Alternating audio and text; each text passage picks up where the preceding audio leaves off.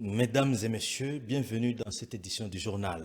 Fin ce 31 juillet 2025 de la session ordinaire dit examen d'État sur toute l'étendue de la République démocratique du Congo.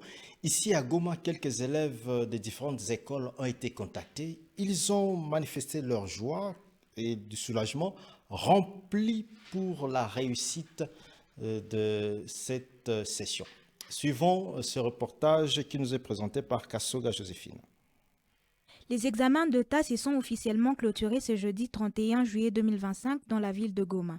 À cette occasion, plusieurs finalistes des différentes écoles ont été retrouvés visiblement contents, soulagés et remplis d'espoir pour l'obtention de leur diplôme d'État, comme ceux retrouvés à l'Institut Zané. Ils nous parlent non seulement de leurs attentes pour l'avenir et de ce que représente leur diplôme, mais aussi de leur projet de commencer leur vie académique. J'aime ça bien, j'aime ça heureuse parce que je vais déterminer tout. J'aime ça seulement bien.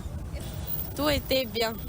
Ma journée était tellement bien parce que les examens étaient très faciles. Je vais faire l'université. Socialement, c'est une grande joie et que les examens viennent de se passer très très bien et avec une sécurité là qui est un peu cool. Donc c'est bien, c'est bien. Non, malgré la situation, mais on ne peut pas se stresser. Et quand on a l'objectif, quand on cherche quelque chose, on ne peut pas se stresser. Vraiment, c'est très, très cool. Bon, après la fin des examens, je sais que d'abord tout ce qu'on a fait aujourd'hui était bien passé par la grâce de Dieu.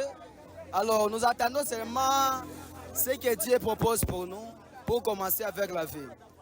Bon, tout était bien passé par la grâce de Dieu parce que j'avais bossé, j'avais fait tout ce qu'il faut. C'est comme ça que je suis bien et j'ai bien travaillé. Signalant que la page de l'examen d'État est désormais tournée. Il ne leur reste plus qu'à attendre les résultats avec l'espoir de voir leurs efforts récompensés par les diplômes tant attendus. Car pour eux, une nouvelle étape commence.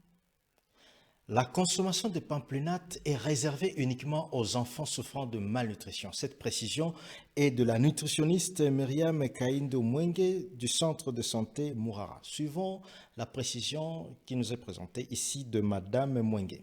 Normalement, pour les pamplemousses, ce sont des aliments qui sont destinés uniquement pour les enfants qui ont la malnutrition.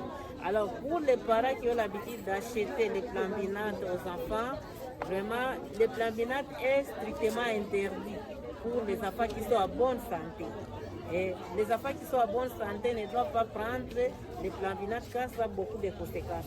À la longue, ça peut entraîner le diabète, ça peut entraîner les maladies rénales, ça peut perturber le métabolisme et l'enfant peut même avoir l'obésité, l'hypertension. À la longue, donc, ça peut développer beaucoup de maladies. C'est pourquoi il est strictement interdit de prendre les pamplemousses.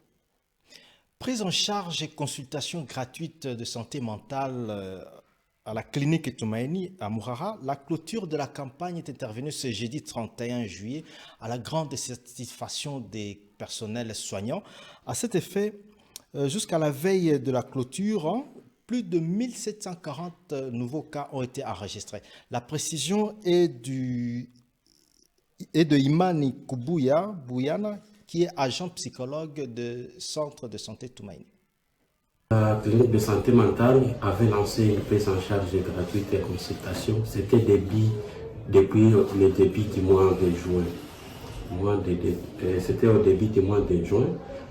Vu qu'il y avait encore besoin, nous avons prolongé jusqu'au 31 juillet. Voilà les bilans. Pendant ces 2 mois, nous avons enregistré 1746 nouveaux cas. C'est-à-dire depuis le mois de juin jusqu'aujourd'hui, le 30, nous avons déjà enregistré 1746 nouveaux cas. Nous avons été en de nombreuses difficultés, comme il y a d'abord les problèmes de l'espace, vu qu'il y avait un engouement, que la population était venue en grand nombre, on avait un problème, une difficulté plutôt de l'espace. Parce que parmi les patients, il y avait ceux qui nécessitaient être hospitalisés, vu que toutes les chambres étaient déjà pleines avec les patients, et on était obligé de les suivre en ambulatoire. Deuxième difficulté que nous avons rencontrée pendant tout au long de cette campagne, nous avons trouvé aussi une difficulté des fois des médicaments qui causaient un petit retard pour dire aux malades que voilà, on est en rupture, demain vous pouvez repasser. Heureusement, cette question a été répondue vite parce que c'était aussi une difficulté très énorme. Terminons cette édition par cette nouvelle liée à l'accident où un véhicule transportant des marchandises en provenance de Bunagana pour Kirumba a fait un tonneau ce mardi 29 juillet dans l'escarpement de Kabacha. À son bord, il y avait 5 personnes. Le chauffeur qui était la seule personne qui était blessée. Ce témoignage nous est proposé ici par un témoin qui était retrouvé dans ce milieu de l'accident. Suivons ce propos.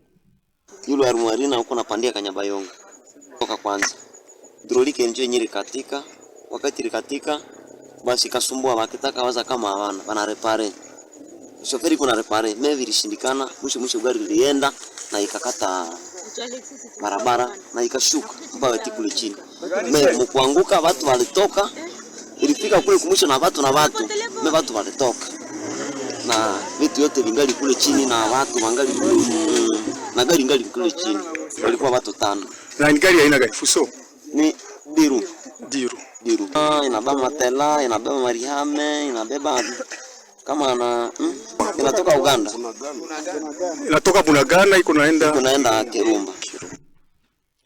Mesdames et messieurs, nous vous disons sincèrement merci de nous avoir suivis.